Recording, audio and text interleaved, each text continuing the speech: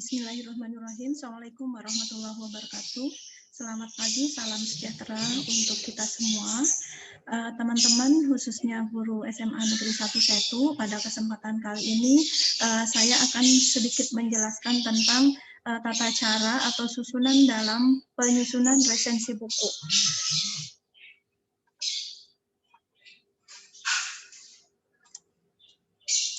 Saya akan share PPT dulu, teman-teman ya, biar lebih jelas.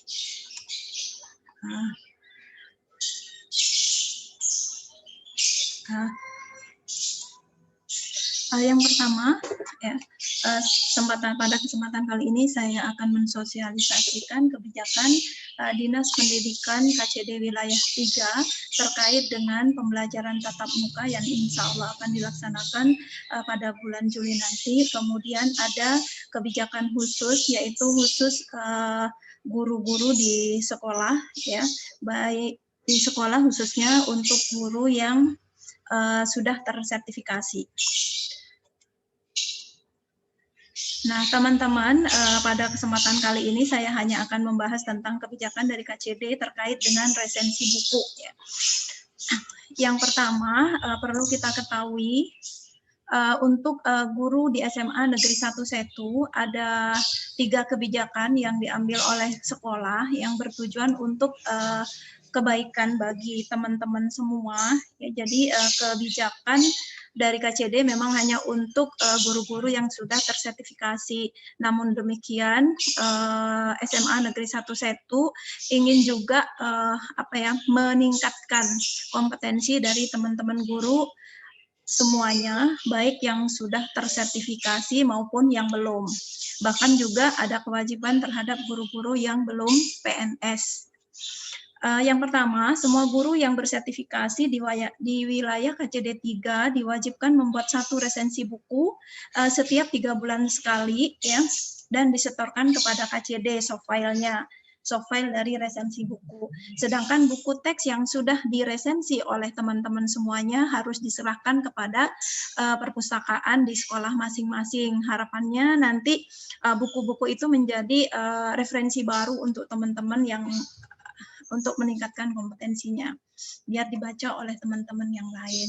Yang kedua, untuk semua guru PNS yang non-sertifikasi di SMA 1 Setu diwajibkan membuat resensi bukunya hanya 1 kali dalam 1 bulan.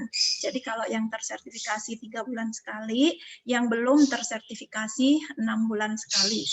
Kemudian untuk semua guru yang non-PNS pun ada kewajiban, yaitu membuat resensi buku 1 kali dalam 1 tahun. Dan pembiayaannya nanti oleh komite sekolah.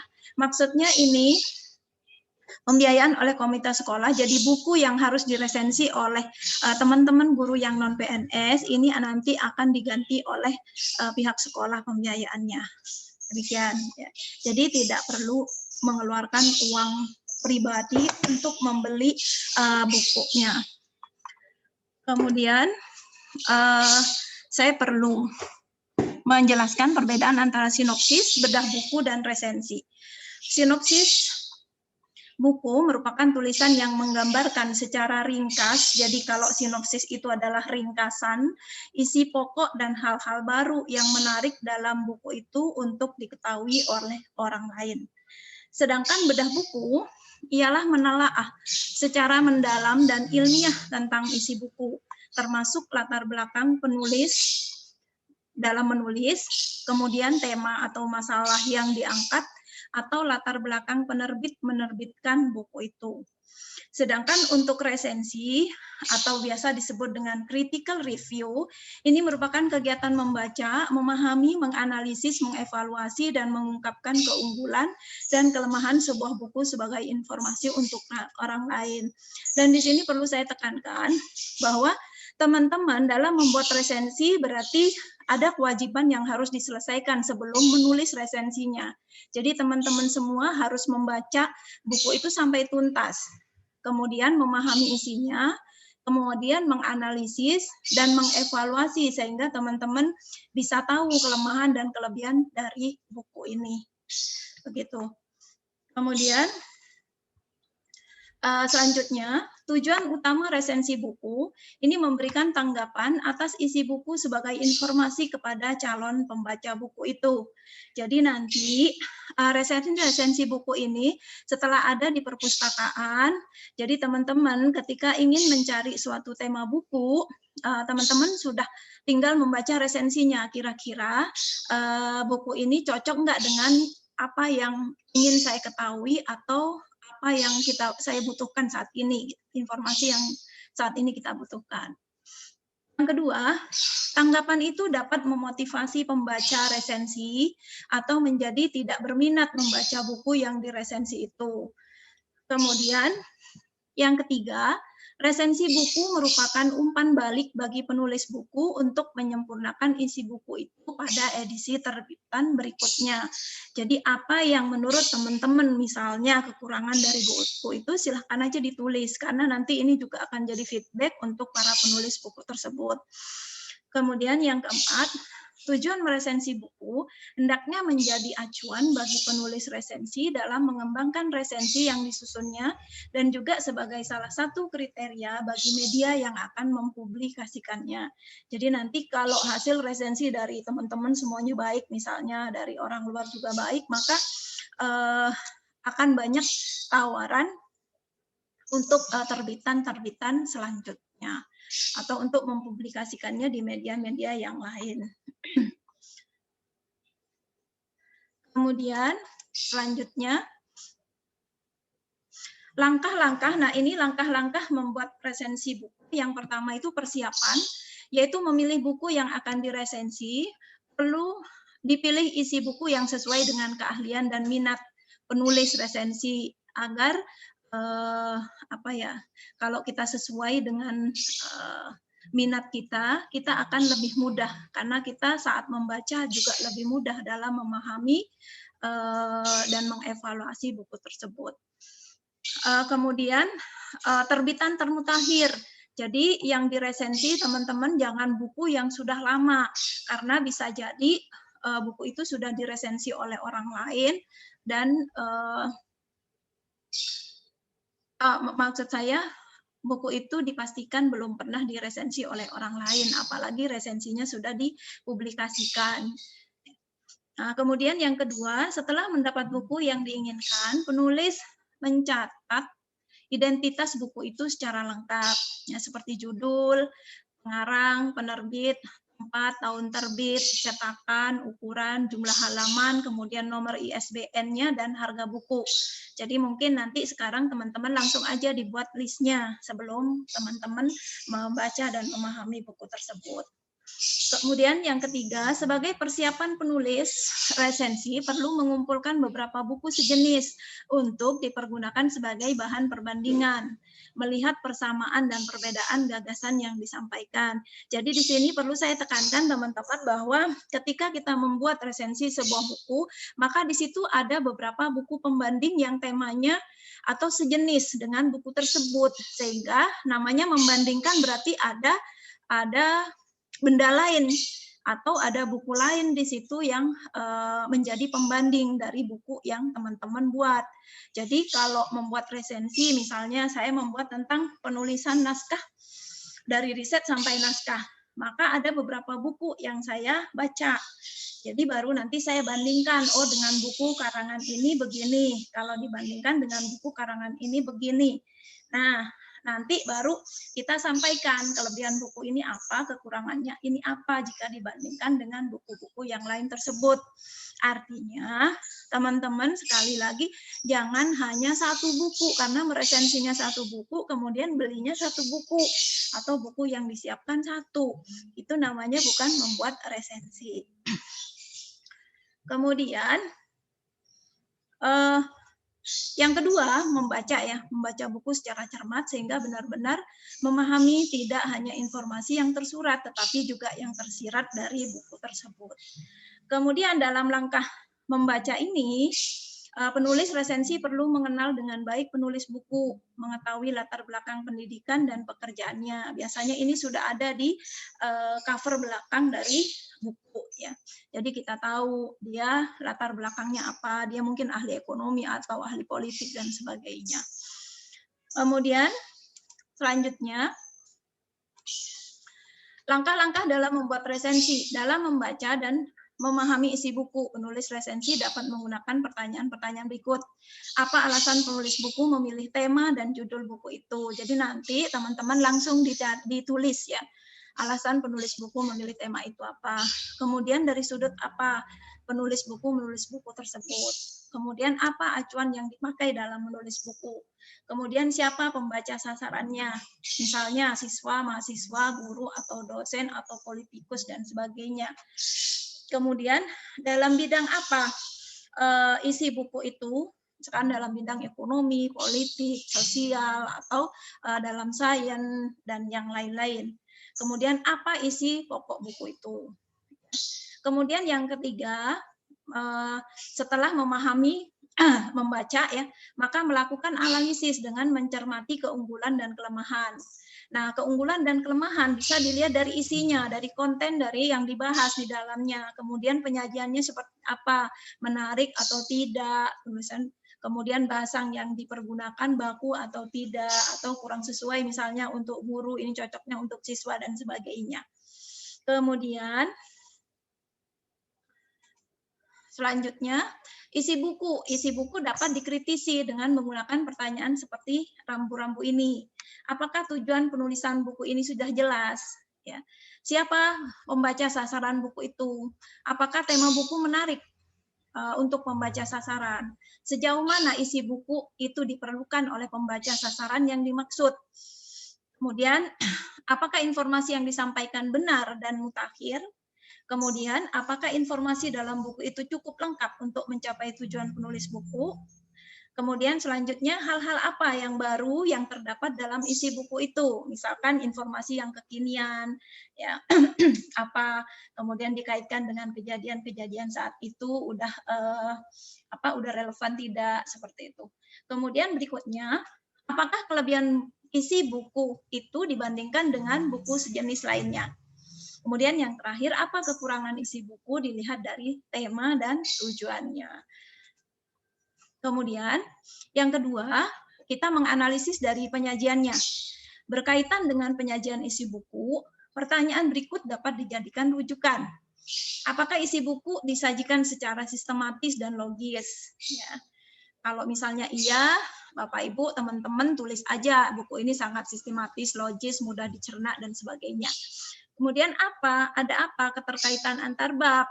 Nah, apakah ada keterkaitan antar bab? Ya, jadi bab 1 kemudian nanti dijelaskan di bab seterusnya dan seterusnya. Apakah antar bab itu sepertinya sendiri-sendiri kurang nyambung? Nanti Bapak Ibu bisa tuliskan semuanya. Apakah ada keterkaitan antar subbab dalam babnya? Kemudian sejauh mana kesesuaian teknik, baik deskripsi, narasi, eksposisi, argumen, atau campuran yang digunakan dalam menjabarkan tema yang ada di dalam buku tersebut. Kemudian, apakah deskripsi yang dipergunakan cukup jelas dan masuk akal? Kemudian selanjutnya, apakah narasi yang dipergunakan memberikan informasi tentang setiap peristiwa secara kronologis dan lengkap? Kemudian, apakah argumentasi yang dipergunakan didukung oleh data, fakta, dan alasan yang meyakinkan? Selanjutnya, sejauh mana ilustrasi dalam buku memperjelas konsep, misalnya kalau dalam kimia ada gambar anak lagi berpraktikum dan sebagainya. Mungkin kalau dalam sejarah, apakah di situ ada cuplikan gambar sejarah masa lalu atau gambar-gambar intinya yang mendukung tulisan di atasnya sebelumnya. Kemudian, sejauh mana terlihat latar belakang penulis buku mempengaruhi gaya penyajian isi buku. Nah, ini dalam latar belakang penulis mempengaruhi gaya penyajian buku. Misalnya, penulis itu di awal menyatakan bahwa menulis ini latar belakangnya karena saya lahir dari keluarga, misalnya yang semuanya seorang guru. Kemudian di situ juga dituliskan gaya penyajiannya itu nanti dibumbu-bumbui dengan faktor-faktor psikis, psikologis, dan sebagainya yang menunjukkan bahwa pengaruh dari keluarga seorang guru itu ikut melekat dan masuk ke dalam gaya penyajian isi buku tersebut. Gitu. Kemudian, apakah isi buku memotivasi pembaca untuk terus membaca atau mempelajari isi buku? Seperti Api di Bukit Menoreh, itu buku dianggap luar biasa, ya, karena dia mampu memotivasi pembacanya untuk terus-menerus mengikuti alur cerita itu, gitu. Sehingga bukunya bisa booming, ya, dan bestseller waktu itu. Kemudian, apakah rujukan perpustakaan yang digunakan sudah mutakhir dan relevan, ya? Jadi nanti dilihat dulu daftar pustakanya, jangan-jangan referensinya udah jadul-jadul dan sebagainya. Ya, kemudian apakah dilengkapi dengan glosarium dan indeks? Kalau ada, sejauh mana glosarium atau indeks itu membantu pembaca untuk menggunakan buku itu? Karena glosarium itu juga menjadi hal yang memudahkan kita nanti dalam memahami isi buku selanjutnya. Kemudian berikutnya dari bahasa. Penggunaan bahasa dapat dikaitkan dengan penyajian isi buku dengan mencermati hal berikut. Apakah menggunakan kaidah bahasa yang baik, benar, seperti kelengkapan unsur kalimat, penggunaan tanda baca, dan ejaan. Kedua, apakah masing-masing paragraf memiliki gagasan pokok yang dijelaskan dengan kalimat pendukung? Ya, mungkin ini yang lebih paham Bu Rahayu. Ya. Yang ketiga, apakah pemilihan kata panjang dan susunan kalimat sesuai dengan kemampuan membaca sasaran. Jadi kalau misalnya sasarannya anak SD, anak SMP, tapi di situ pemilihan kata, kalimat dan yang rumit seolah-olah pembacanya sasarannya adalah profesional, dosen atau guru. Nanti di sini bisa teman-teman analisis ya sesuai atau tidak bahasa yang ditampilkan dengan sasaran yang ingin dicapai oleh penulisan buku tersebut. Kemudian yang keempat, mengevaluasi isi buku, yaitu dengan menggunakan informasi yang diperoleh dari mencermati isi, penyajian, dan bahasa yang digunakan. Kemudian membandingkannya dengan yang seharusnya. Misalnya dapat dimulai dari pernyataan yang berikut. Hasil evaluasi ini dapat dijadikan sebagai kesimpulan resensi. Sejauh mana tema buku ini menarik bagi pembaca sasaran? Yang kedua, sejauh mana penulis buku berhasil mencapai tujuannya dengan informasi yang ada di dalam buku itu. Jadi nanti teman-teman kaitkan tujuan penulisan buku itu apa, dan setelah teman-teman baca, memahami, kemudian teman-teman tuliskan, kira-kira tujuan dari penulis tercapai nggak setelah teman-teman membaca buku ini, gitu. Kemudian yang ketiga, apa keunggulan dan kelemahan isi, penyajian, dan bahasa dalam buku itu. Kemudian apa rekomendasi penulis resensi terhadap buku ini. Baru nanti di situ setelah keunggulan, kelemahan, jadi nanti satu kolom keunggulan, satu kolom kelemahan, baru teman-teman memberikan rekomendasi bahwa buku ini layak untuk dibaca, sangat penting karena isinya bla bla bla bla bla, dan seterusnya. Ya. Nah, udah mungkin dalam penulisan resensi selanjutnya, mohon maaf ya. Jadi sekarang yang kelima, yaitu menulis naskah resensi dengan sistematika, judul resensi, kemudian data buku yang tadi teman-teman tahun terbit, penulis, dicetak di mana, dan seterusnya, itu ditulis semuanya. Kemudian pendahuluan, pendahuluannya nanti kalian teman-teman bisa tuliskan juga di pendahuluan bahwa tugas ini merupakan tugas ya, selain memang tugas untuk diri kita sendiri, merupakan dorongan dari pribadi, juga ada dukungan dari pihak KCD untuk membuat resensi dengan tujuan apa gitu ya. Kemudian isi resensinya yang tadi diurutkan ya, kemudian ada penutup. Nah, pendahuluan dapat dimulai dengan tema, penulis atau penerbit buku. Penulis resensi dapat memilih yang mana yang sesuai.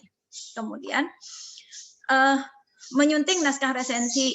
Nah, nanti penulis hendaknya membaca kembali naskah resensi yang sudah selesai ditulis, secara umum dicermati apakah deskripsi tentang isi buku yang diresensi cukup jelas, analisis yang dilakukan cukup lengkap dan tajam, dan penilaian yang dilakukan objektif dan meyakinkan. Kemudian bahasa yang digunakan dalam resensi biasanya padat, singkat, dan tidak berbelit-belit, menarik dan enak dibaca.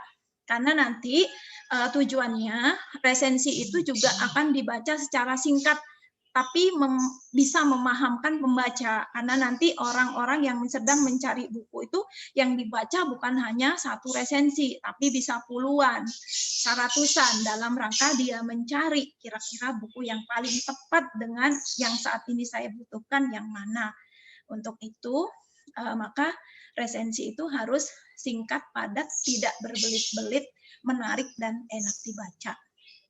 Kemudian di samping itu perlu pula diperhatikan kembali apakah isi tulisan disajikan secara sistematis, tajam, dan mudah dipahami.